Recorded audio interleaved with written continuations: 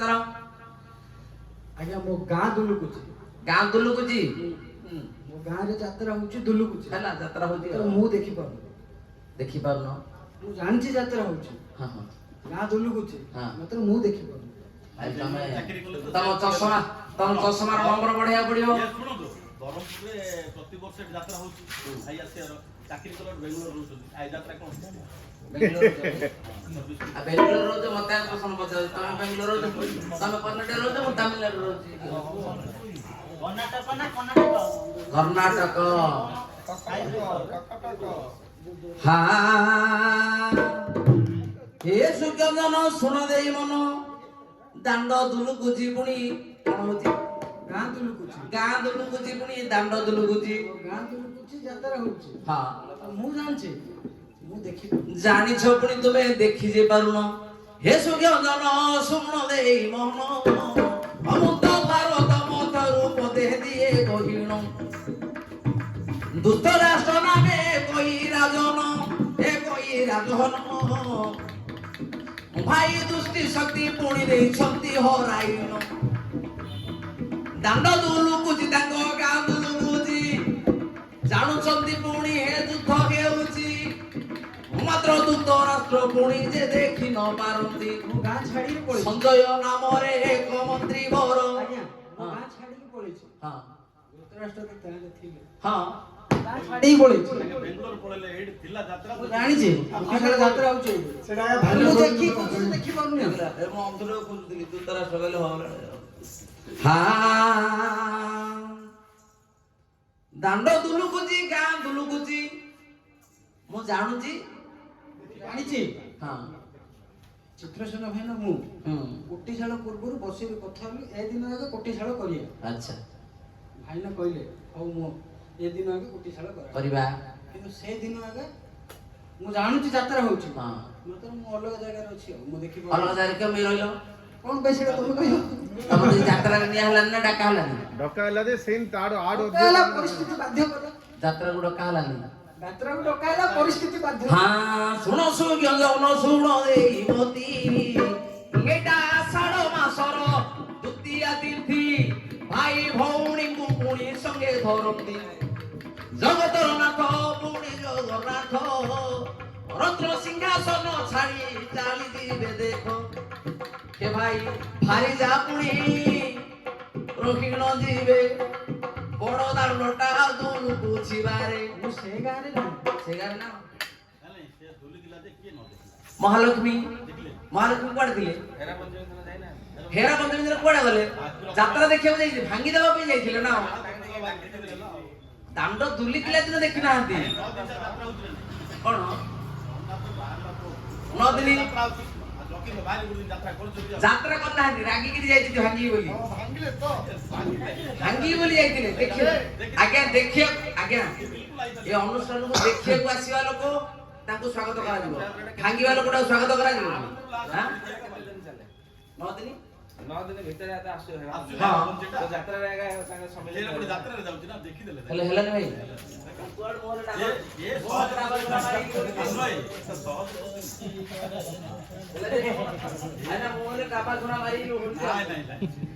ଭାଇଙ୍କର ପ୍ରଶ୍ନ କଣ ଚିତ୍ରସେନ ଭାଇନାଙ୍କର ମିଶିକି ଆମେ ଯାତ୍ରାର ଯୋଜନା ବନେଇଲୁ କିନ୍ତୁ ଯୋଜନା ଯାତ୍ରା ସେଦିନ ମୁଁ ପଳେଇଲି ଯାତ୍ରା ଚାଲିଛି ପାଉଛି ନା ଦେଖେ ପରିସ୍ଥିତି ବାଧ୍ୟ କରୁଛି। ହେ ସୁଜ୍ଞଜନ ଶୁଣ ଦେଇ ମନ ଏଇଟା ଭାରତ ଭଳିଆ ମତେ ଲାଗୁଛି ପୁରାଣ ଏଇଟା ଭାରତ ଭଳିଆ ମତେ ଲାଗୁଛି ପୁରାଣ ସର୍ବହରା ହେବେ ପାଣ୍ଡବ 5 ଜଣ ଏ ଭାଇ ସର୍ବହରା ହେବେ ପାଣ୍ଡବ 5 ଜଣ ଦେଖ ପୋଷା କାଠିରେ ଏ ଭାଇ ପୋଷା ଖେଳେ ସର୍ବସ ଦେବେ ହରାଇଣ ଭାଇ ସମସ୍ତେ ପୁଣି ଯେ ରାଜ୍ୟକୁ ଛାଡ଼ିବେ ବନବାସ ପୁଣି ଦେଖ ସେ ବୁଝିବେ ନିଜ ରାଜ୍ୟକୁ ପୁଣି ଭୋଗ ନ କରିବେ ଜଣେ ଆଉ 5 ଜଣ ବ୍ରହ୍ମପୁର ମୁଁ ଜଣେ କହିଛି 5 ଜଣ ପଳେଇନି ଦେଇକି ପଳେଇଲି ହଁ ଆଉ ପଛକୁ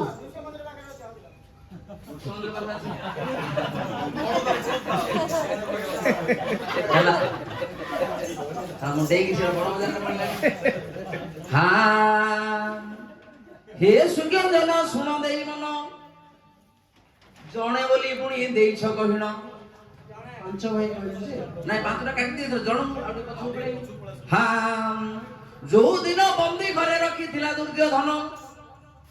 ଶକୁନିର ସପରିବାରକୁ ବନ୍ଦୀ କରିଥିଲା ଦିଓହନ ଭାଇ ଗୋଟିଏ ପୁଣି ଅନ୍ନପୁଡ଼ା ଦେଉଥାଇ କେତେ ଅଛନ୍ତି ସେ ଭିତରେ ଶକୁନିର ସବୁ ଅଂଶ ଅଛନ୍ତି କିନ୍ତୁ ଦୁର୍ଯ୍ୟୋଧନ ମହାରାଜ ଗୋଟିଏ ହିଁ ଖାଇବା ଦଉଥିଲେ ସେଦିନ ସକାଳ ପୁଡ଼ିଏ କରିଲେ ଯେ ଚିନ୍ତା ତୁ ଏକା ଶଙ୍କୁନିରେ ଖାଅ ଏ ଭାତିଆଟା ଏକା ଖାଇଥିଲେ ପୁଣି ବଞ୍ଚି ରହିଥିବୁ ଏ ଦୁର୍ଯ୍ୟୋଧନର ଗର୍ବ ଅହଙ୍କାରଟାକୁ ଭାଙ୍ଗିଦବୁ ହବ ହବ ଗାଈ ଗାଈ ନେଲେ ପଡ଼ିବ ଯାତ୍ରା ଉତ୍ସବ ଆଉ ଟିକେ କହିଦଉଛି ହଁ ଆପଣ 5 ଜଣ ନେଲେ ମୋ ଭାଇ ଆଗେ ଯାତ୍ରା କରୁଛି ମୁଁ ଦେଖିପାରୁନି ମୁଁ କହିଲି ପରା ଚିତ୍ରସେନ ଭାଇନା ମୁଁ ଏଇଠି ମୋ ଭାଇ ଆଗେ ଯାତ୍ରା କରୁଛନ୍ତି ହଁ ହଁ ମୁଁ ଜାଣିଛି ଆଜି ଯାତ୍ରା ହବ କିନ୍ତୁ ପରିସ୍ଥିତି ଏମିତି କି କଥା କଲେ ଜାଗିବ କୋଉଠି ମୁଁ ଦେଖିପାରିଲିନି ଆଉ ଯାତ୍ରା ଗାଁ ଦିଲୁକୁଛି ଆଉ ଯଜ୍ଞ କରିଗଲା ଲୋକଟା କିଏ ଭାରତରେ ଆଗ ହବ ନା ଭାଇ ନା ହରିବଂଶ ସୁଭଦ୍ରା ଯିବା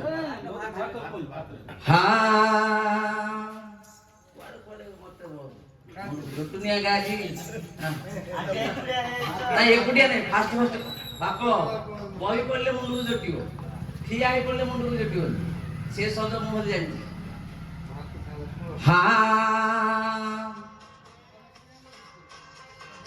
ଆଚ୍ଛା କର୍ଣ୍ଣକୁ କହିଲେ କି ପାଇବ ମନ କର୍ଣ୍ଣକୁ କହିଲେ କି ପାଇବ ମନ ଏକ ଦିନେ ଯଜ୍ଞ ପୁଣି କରିଥିବଟି ନିର୍ମାଣ ସେ ଯଜ୍ଞରେ ପୁଣି ସକଳ କରୁଥିବ ଦାନ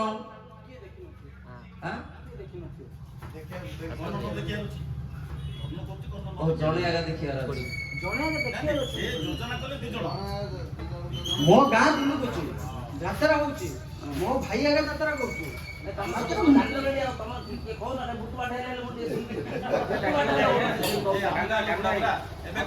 ତମ ଗାଁ ଲୋକଟା କହିଲୁ ଆମ କହୁଛୁ କଣ ମତେ ଡାକିଲା ଯେ ମୁଁ କହିଲି ଯେ ମୁଁ ଯିବିନି ମୁଁ ଯଦି ଯିବି ତାହେଲେ ଧରା ପଡିଯିବ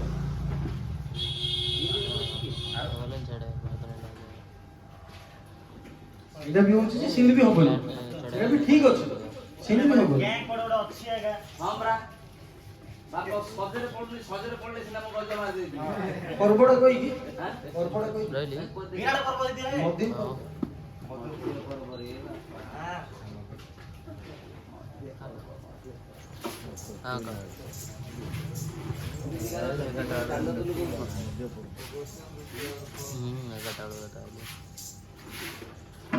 ଗାଁ ଦିଲୁକୁଛି ମୁଁ ଜାଣିଛି ମୋ ଗାଁରେ ଯାତ୍ରା ହଉଛି ହଉ ମୁଁ ଦି ଜଣଙ୍କୁ କହି ତାପରେ ଯୁଧିଷ୍ଠିରକୁ ନକୁଳକୁ ନଉନାହାନ୍ତି ମୁଁ ଆଇଛି 11ଟା ବେଳେ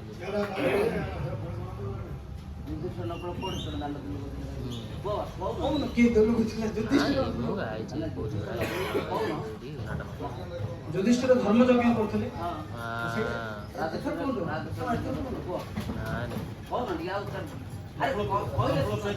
ଯୁଧିଷ୍ଠିର ଯେତେବେଳେ ଧର୍ମ ଯଜ୍ଞ କରୁଥିଲେ ତ ସେ ସମସ୍ତଙ୍କୁ ନିମନ୍ତ୍ରଣ କରିବାକୁ କହିଲେ ସମସ୍ତଙ୍କୁ ଚାରିଦିଗକୁ ପଠେଇଲେ ପାତାଳପୁରକୁ ସ୍ୱର୍ଗପୁରକୁ ସମସ୍ତଙ୍କୁ ସବୁଆଡେ ପଠେଇଲେ ସମସ୍ତଙ୍କୁ ନିମନ୍ତ୍ରଣ କରିକି ମୋର ଯଜ୍ଞକୁ ନିମନ୍ତ୍ରଣ କର ସମସ୍ତେ ଆସିବେ ମୁଁ ଗୋଟେ ବଡ ଯଜ୍ଞର ଆୟୋଜନ କରୁଛି ତ ସେ ସମୟରେ ନିଜ ଭାଇ ନକୁଳକୁ କହିଲେ ଯେ ତୁ ପାତାଳପୁରକୁ ଯିବୁ ତୁ ପାତାଳପୁରକୁ ଯାଇକିରି